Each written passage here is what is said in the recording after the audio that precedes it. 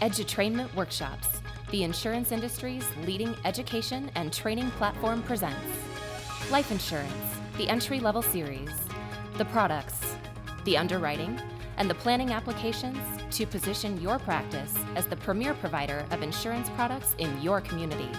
Get on board, get on track, get to where you're going. And now, your Edutrainer, national insurance columnist, Steve Savant. Well, welcome everyone. I'm Steve Savant, your Edutrainer and coach for our Edutrainment Workshops, our introduction into annuities. And all this week we're doing our introduction into index annuities. If you're just coming into our class today, if you're looking for index, you need to start on Monday's show and walk your way through this whole week. If you're really new to annuities, we highly recommend that you start at the very beginning of the series. I think this is like a 25-30 course series. You need to really start at the beginning. We're very foundational. We work in chronology. We think your tutorial experience will be a lot better if you start at the beginning. And you say, Steve, where do I go out to see all these? Well, you can go out to our site at www.brokersalliance.com. As soon as you come to our homepage, go ahead and click on the on-demand red button. It'll put you right into all our Edutrainment workshops, as well as the Business Insurance Zone, our daily internet talk show, and our weekend opinion piece, Welcome to the Weekend with Steve Savant. Anything you see on our show today, if you say, I want to order that, I love those docs, especially we're getting a lot of traffic off Monday's show, you can go ahead and order those at thebiz@brokersalliance.com. That's THEBIZ at brokersalliance.com. We'll be happy to send it to you. Okay, let's go to the Mondo Pad now, and really let's look at some of the features that we want to keep addressing. We're just building on our index annuity knowledge, and this is another piece from annuityspecs.com. Cheryl Moore, who's the distributor and the designer of, I think, the #1 Intel due diligence software in America on indexing products. Let's go to the Mondo board and check it out. Okay, now let's look at this because we talked about this a couple days ago, but I just want to repeat this because there's some features here that we didn't really address, and I just want to make sure that you have all the full inventory of all kinds of crediting methods. And we're looking at right now point-to-point methods. Again, let's just for a little review, annual point-to-point, 2-year point-to-point. So you'd have 24 months where you think, hey, I think the market actually is in a better position. It needs 24 months. This indice needs it. And remember, I'm suggesting to you, if you go out to any of the news cable on the web, almost all of them have all the indices with all their charts. You can mark to mark the entire, whether it's 5-day period all the way up to 10-year decade, you can measure it and you say, wow, I noticed that these guys do pretty good in 2-year increments. Maybe 2-year point-to-point's the way to go. You may want to look at a point-to-point at the low water mark. They're going to look at that. What's the low water mark? They're going to do a point-to-point with the high water mark feature. So you have to decide, is that what's in the best interest of the client? What do I get for taking the low water mark? Or should I go ahead and take the high watermark? It sounds like the better deal, but you need to look at this because they're all different. The way the contract language is, it really can be different for the client. Always assess that. And then I'm looking at averaging methods, right? That was point-to-point. Averaging methods, monthly point-to-point, quarterly point-to-point, monthly averaging, rolling monthly averaging, and of course, we have carriers that do daily averaging. I can't believe the computer model that they're going to have to use for that. And then one of the last things we look at is our fixed methods. Is it a plain fixed rate, or is it a fixed rate with an equity kicker? Is it a fixed rate with a multi-year guarantee, or is it a performance-triggered fixed rate based on how the performance is generally bad, so it's going to move over to fixed? And when you look at this, these are just all the examples that you can use. And some of the last methods that are out there is a declared rate or equity blended rate, as well as a multi-index and rainbow crediting method. I'm going to try to talk about that sometime next week because that's actually a kind of a cool technology. I don't know if it's applicable for everybody, but I just want to make sure that you get it. It's not very well talked about, and I think we should address it. So those are the basic issues. Now I want to go into another section of annuityspecs.com to kind of finish off our week on index annuities. Okay, again, we're on annuityspecs.com. Cheryl Moore's excellent due diligence, and of course, I wish you'd be giving us a little money for that, but okay, whatever. Okay, listen, here's the issue that I want to talk about. It's in her paragraph, and I think you should almost kind of know this. Most index annuities today offer some form of fixed bucket strategy. so that you actually always have this backup to your idea of what are you going to invest in? Do you want to park it in the sidelines and get a declared rate? Well, let's just read it. This is a premium allocation option that receives credit interest in a manner like a traditional fixed annuity. The declared rate is set for the fixed strategy, and the annuity purchaser receives that rate if the annuity is held for the strategy term, generally a 1-year hold. So most of these side funds that have these fixed annuities is pretty much a 1 year, you got to lock it down.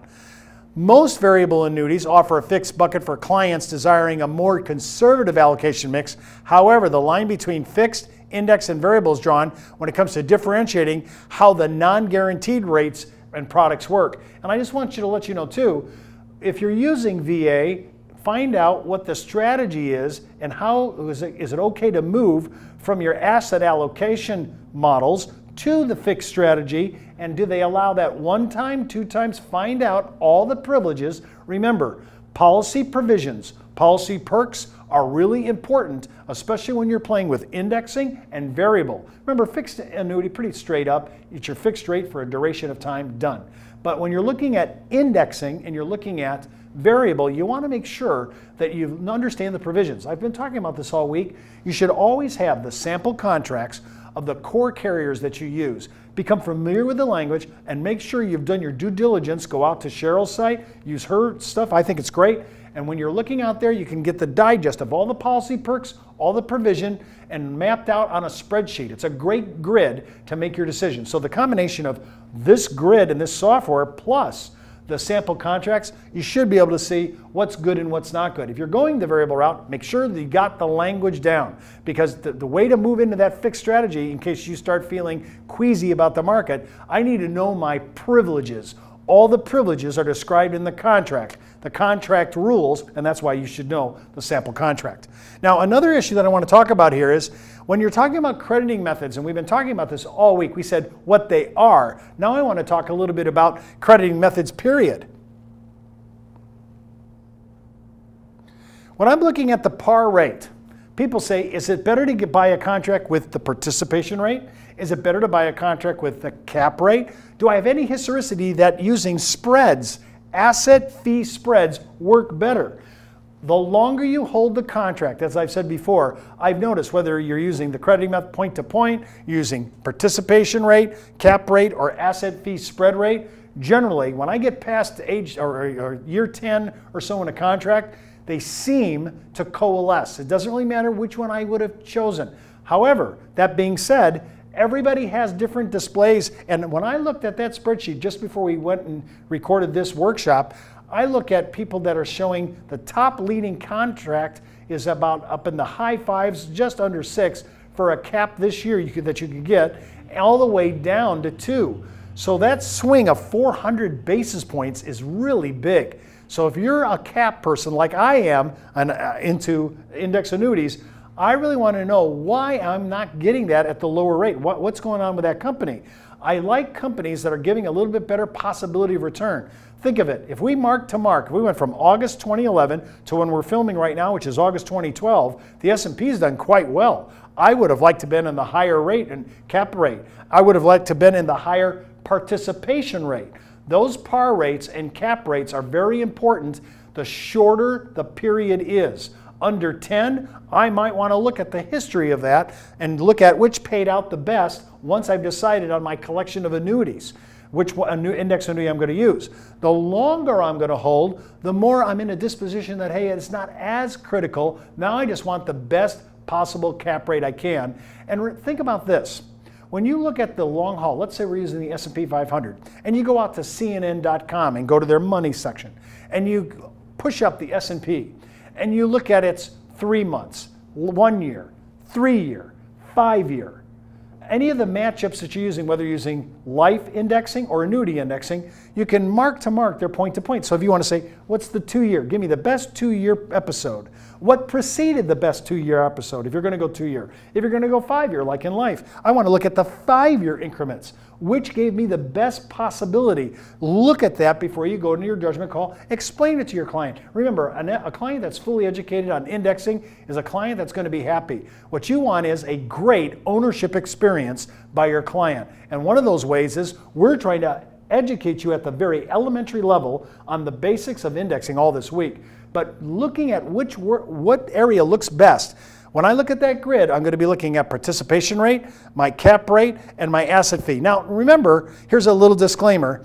Note that all the disclaimers aside, it can be simply said that most index strategies have 100% participation utilizing a cap at the pricing level. Now, remember, just keep that in mind. It changes so much, and that's why I want you to always think about before you quote any cap rate. We do our own annuity show every single month. One of the reasons we have to do it every month, and actually our annuity expert, Eric Palmer, thinks we may have to do it twice a month because the rates are changing so much. And I don't mean just the crediting rates for the fixed accounts because of the depressed interest rate market, but I'm talking about par rates, cap rates, and asset rates, asset spread rates. Those numbers change so much that I want to stay always on top of it. So don't forget to call us and say, hey, what's the rate? What's the cap rate? And we'll go ahead and measure that out. One of the big things to help you in your annuity, your index annuity, is once you've chosen, and remember the big play in indexing is preservation of principal. Once you've chosen that, then you can say, what indexing should I use? If you watched Monday's show, you'll see all the indexings we talked about. Tuesday and Wednesday, we talked about all the policy provisions. And now we're talking about a redux of some of the basic concepts that you have to know so that you can explain to your client. What I like to do sometimes is look at some of the different contracts that I can always have. I don't want to show just one. I want to look at some of the top 3 contracts and always be ready to pivot to one of those contracts or another.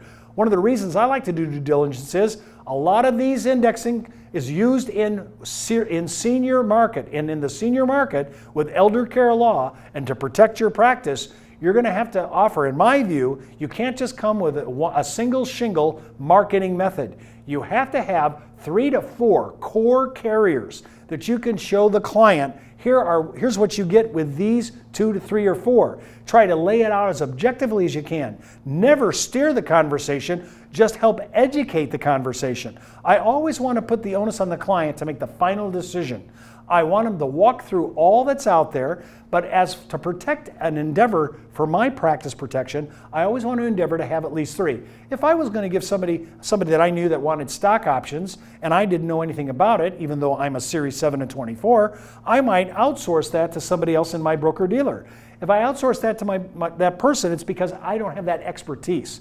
I always like to look at options. So if I'm a little queasy about explaining this, that's why you want to partner with a distribution channel like our own. I hate to be so mercenary, but like our own, because we're going to walk you through that and the client. Many times we get on the phone with the client, with our representative, our producer, or our advisor, and we're on with them explaining the nuances of these contracts.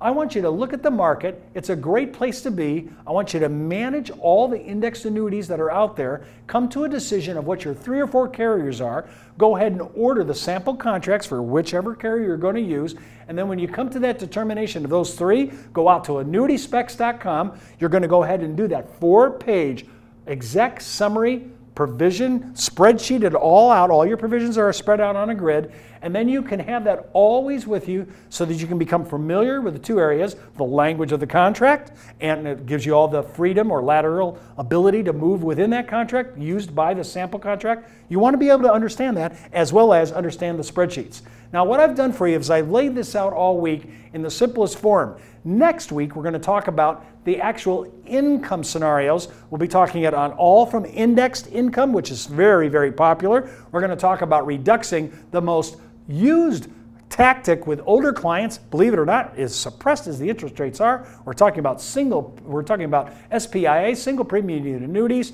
especially in life-only format because of mortality credits.